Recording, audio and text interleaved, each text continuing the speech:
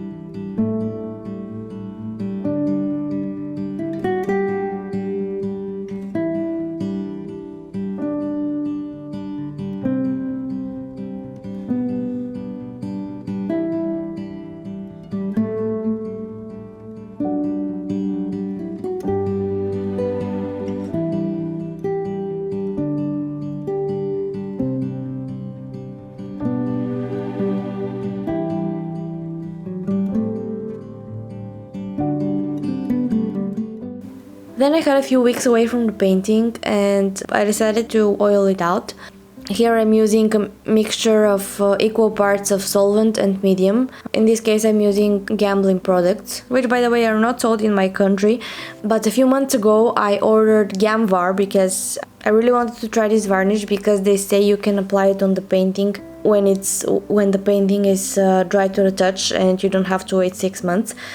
So I used the opportunity to order a few more gambling products just to try them out.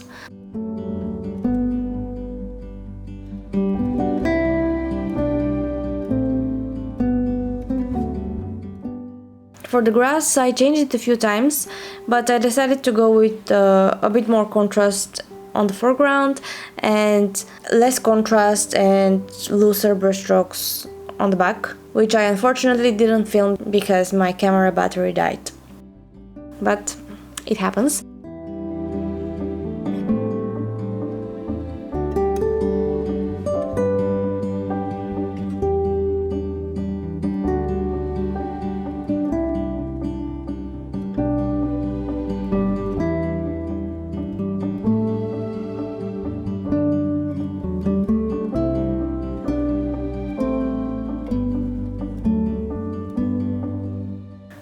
So here is the finished painting. I'm really happy with the texture of the tree. I can't wait to try the other techniques from the lesson. I think it's really awesome.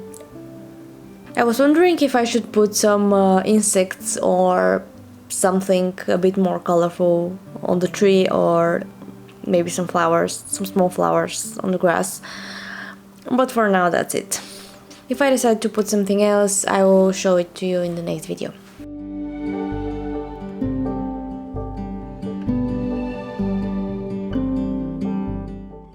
Okay, so thank you for watching, and if you have enjoyed this video, please like, comment, subscribe. It would really help my channel. See you in the next video. Bye!